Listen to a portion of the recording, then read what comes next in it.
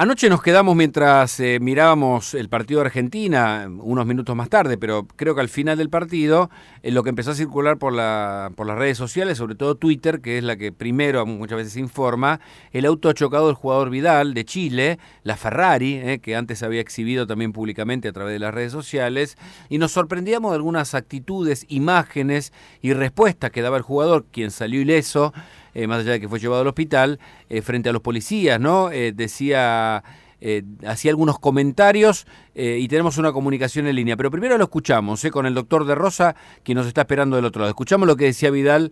Esto en conferencia de prensa. Así que primero le voy a preguntar al doctor Enrique De Rosa, a quien consultamos, un psiquiatra que seguramente ustedes vieron en varias oportunidades ser consultado por los medios, a propósito de la actitud que tenía después del choque, cuando insultaba a los policías o decía, vos no sabés con quién te estás metiendo y demás, y después, bueno, se determinó que tenía gran cantidad de alcohol en sangre y que había estado, en un casino y demás. Y la pregunta que surge, y la hacemos a De Rosa, tiene que ver con eso. ¿Cómo puede ser que alguien teniendo supuestamente todo, y todo, digamos, en este mundo que valora tanto lo económico, una Ferrari, la fama, el éxito, jugar en una selección, digamos, le va tan bien, tenga que sumergirse en el alcohol o en algún tipo de situación tan descontrolada y más propia de otro sector social? ¿Cómo estás, Enrique? ¿Qué tal, Hugo? ¿Cómo te va? Buenas tardes.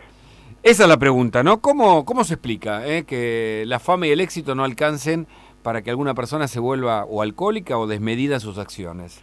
Mira, la explicación, ya que el auto de él también era un auto importante, sería de la misma manera, uno lo podría responder muy fácilmente. El mejor auto del mundo, si tiene los neumáticos desinflados, o el mejor auto del mundo, si no tiene pastilla de freno o lo que tenga de freno, y el mejor, el más caro, no frena. En realidad, esto no es un tema semántico o discursivo, sino que es un tema neurobiológico. Hay estructuras del cerebro que actúan de frenos inhibitorios. Ah, mira. De freno de control de los impulsos. En realidad nosotros, cuando estamos constantemente hablando de temas forenses y demás, en muchísimos casos es la inserción de temas como la droga o el alcohol en un contexto en el cual nosotros podemos tener una cantidad de elementos en nuestra propia psique, pero la característica fundamental del ser humano no es si los tiene, sino si tiene la capacidad de frenarlos. Entonces, un sujeto que es importante, entre comillas, como vos decías, en una sociedad capitalista que premia el éxito económico y demás, es obvio que él se considere que no tiene límites, pero normalmente tiene alguna parte de su psique, de su cerebro, que en realidad que le dice, bueno, yo pienso esto, pero en realidad hay un freno. Ese freno es social, ese freno es moral, pero también es neurobiológico. Cuando actúa el alcohol, exactamente inhibe estructuras cerebrales que tienen que ver con eso. Entonces, en realidad, lo que hace el alcohol frena el freno, es decir, inhibe lo que inhibe. Interesante. Entonces, por eso nosotros estamos desinhibidos y nos sentimos bien, al principio nos sentimos sueltos, nos sentimos locuaces, simpáticos, seductores, u otro tipo le sale la violencia, es decir, le sale lo que tiene adentro. Y bueno, esta es la simple razón. Por eso es muy claro que los niveles de alcoholemia van a tener algunos que ver con la etapa física, otros con la etapa psíquica, otros con la etapa emocional, y algunos van a tener que ver con estados comatosos, ¿no? En 1,2 de alcohol es un estado de tal importancia que no hay posibilidad de frenos inhibitorios. Qué interesante. Ahora, ¿cuántas cosas para preguntarte? La primera que me surge es, entonces, nada de lo de afuera, digamos, que reviste este síndrome tan buscado o digamos este sistema que premia el éxito, impiden que una persona en este caso pueda ingerir alcohol hasta superar su propio límite, digamos. O sea, no es un problema de afuera sino el de adentro, ¿no? ¿Está bien? ¿Sería así? Claro, pero es que aparte también hay algo de afuera. Hay algo de afuera que me dice que yo no tengo límites. Ah, claro. O sea que eso que él tiene como poder, que en definitiva es lo que expresa frente a los policías, le dicen, yo puedo hacer lo que quiere, digamos, lo que quiero. Yo tengo un ejemplo muy gracioso. Un paciente una vez, obviamente se dice el pecado no el pecador, un paciente, un cineasta, acababa de ganar un premio y salió del estacionamiento en contramano. Por supuesto chocó con el auto que entraba. Al bajarse, era muy ofuscado y me lo contaba, le dice, ¿usted no se da cuenta quién soy yo? No, el sujeto obviamente ni tenía la más mínima idea quién era él, pero la ofensa de él es que él era lo suficientemente importante, demasiado importante como para que el límite de afuera mano contra mano, así de simple, no fuese aplicable a él. Entonces, en realidad si yo tengo eso, pero mis frenos inhibitorios no están funcionando bien, y esto pasa con la medicación psiquiátrica mal dada, con el alcohol, con las drogas, todas las cosas que tenemos en la calle a patadas, y es claro, todo eso que tengo adentro no lo tengo trabajado, no lo tengo controlado, y mi yo se expande, y se expande hasta aplastar el del otro. Y bueno, los accidentes que vemos todos los días en la vía pública, o la violencia, o sea, la parte criminal, es en gran parte relativo a eso. ¿El alcohol es una droga? Sí, claro, el alcohol, a ver, todas las drogas, cuando una persona dice tomé tal cuestión pero no tomé tal otra, las anfetaminas, por ejemplo, finalmente actúan por una vía final como muy similar a la cocaína o muy similar a los antidepresivos serotoninérgicos, al Prozac, por ejemplo. ¿Cuál es la diferencia? Y la dosificación, el momento, la indicación, y de ahí la necesidad de indicación médica. Hay pacientes que mal medicados con antidepresivos de lo que llamaban en los 80 de la nueva generación, hacen cuadros exactamente iguales que a la excitación bajo anfetaminas. Entonces, en realidad, el alcohol lo que hace es inhibe estructuras profundas del cerebro que a su vez ejercen un control inhibitorio.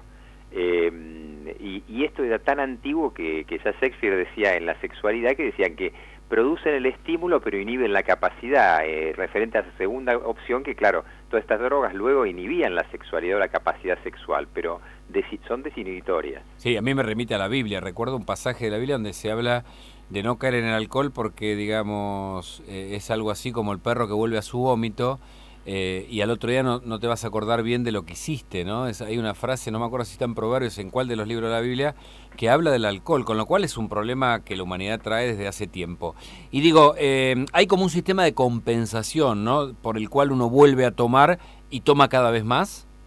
Sí, claro, bueno, eso tiene que ver con otra cuestión. Todas las drogas, todos los fármacos, de ahí a veces la necesidad del conocimiento de cuestiones básicas en medicina o en farmacología o en química, tienen un efecto que se llama de tolerancia. La tolerancia es la capacidad del organismo de adaptarse y por ende necesitar mayores dosis para provocar el mismo efecto, con lo cual obviamente, dado lo que yo busco es el efecto, voy a necesitar inevitablemente más dosis. Esto es lo que pasa particularmente en el alcohol y por eso los síndromes de abstinencia, que cuando esa droga que ya pasa a formar parte de mi química orgánica, sea cual fuera, por eso es tan gracioso, trágicamente hablando, el tema de que supuestamente el cannabis no hace nada. Inevitablemente actúa de la misma manera que si yo tomase todos los días un ansiolítico.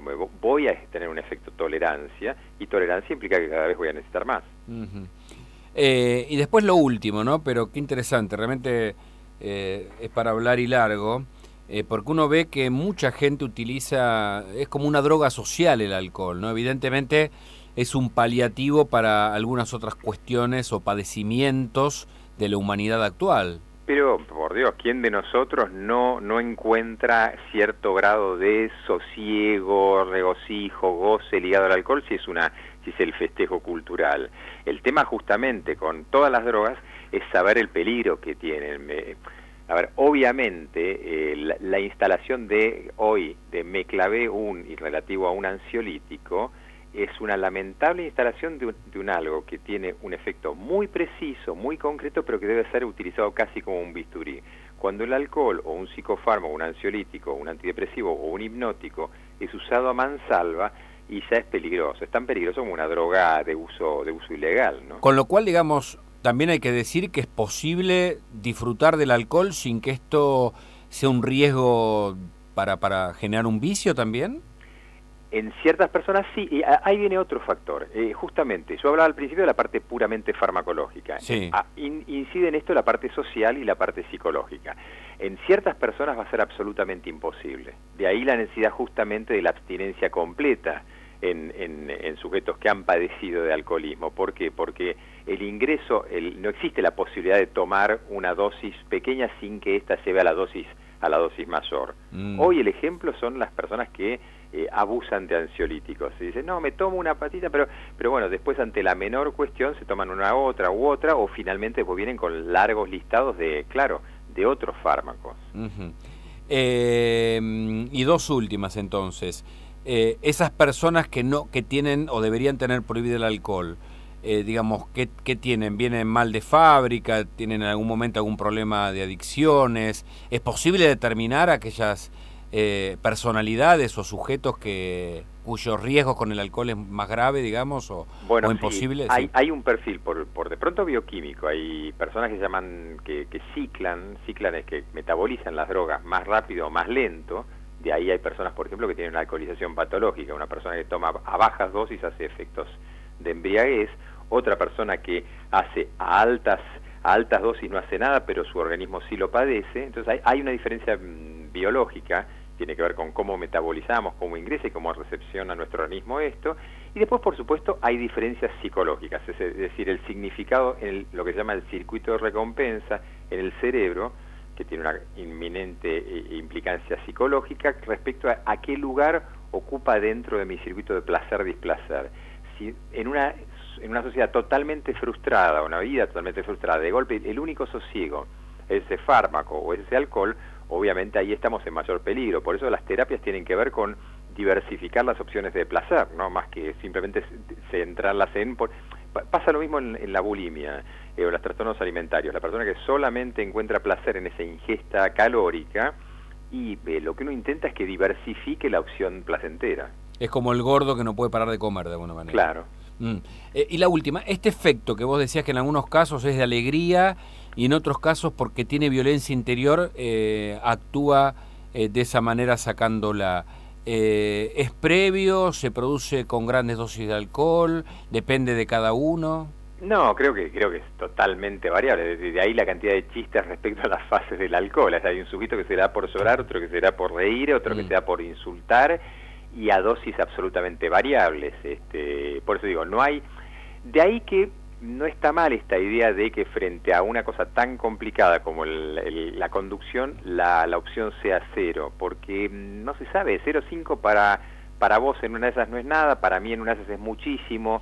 Es muy variable, es decir, claro. Creo que en Chile es cero, no estoy demasiado seguro. Sí, creo que sí, y acá hay también un proyecto, incluso impulsado por Randazzo, para que sea cero el nivel de alcoholemia en quienes conducen.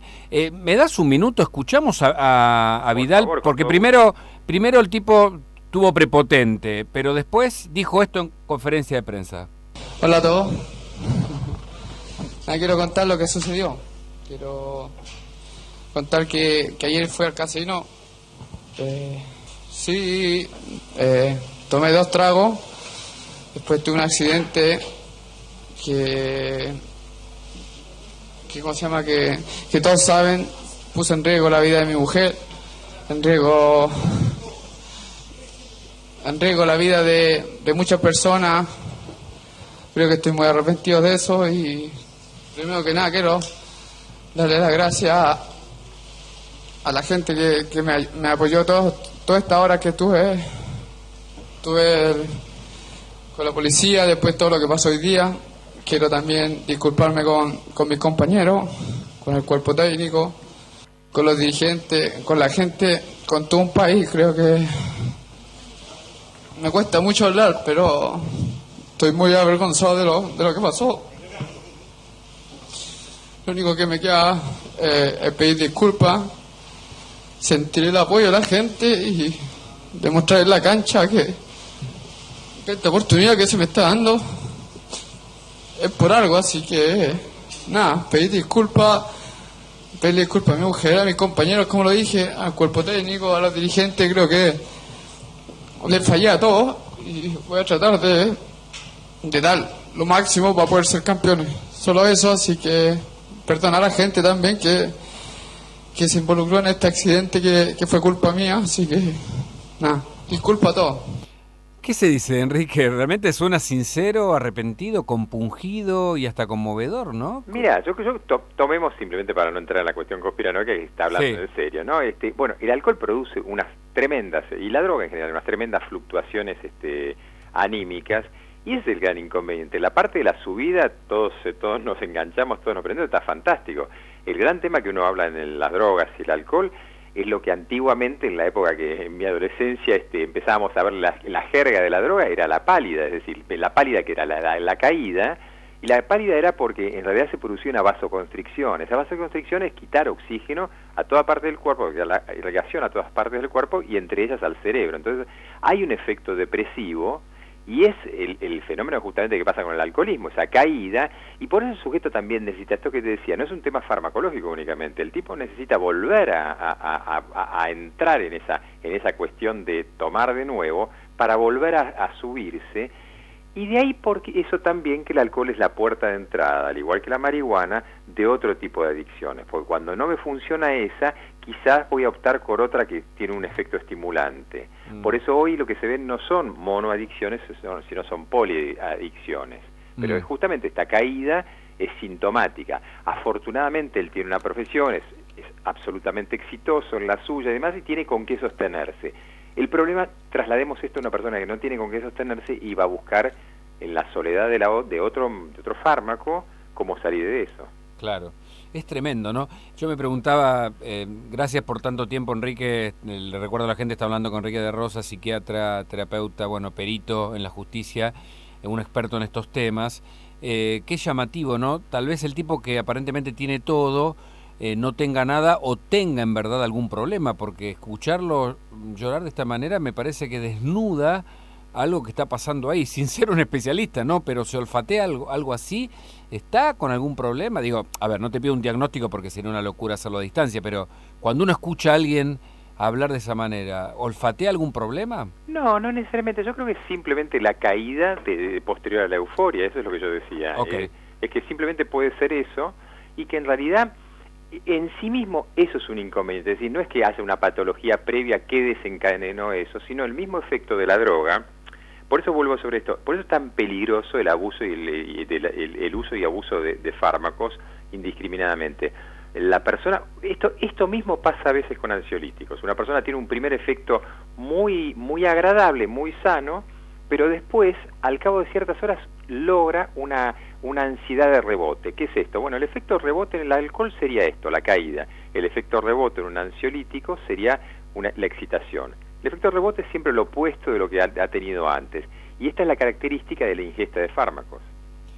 Enrique de Rosa, un placer escucharte, muy iluminante sobre estos temas tan complejos y seguramente seguiremos hablando para tratar de entenderlo, las razones de nuestras sin razones, tal vez, ¿no? Si se puede decir de alguna manera. Te mando un abrazo grande. El mío, chao, hasta luego. Hasta luego.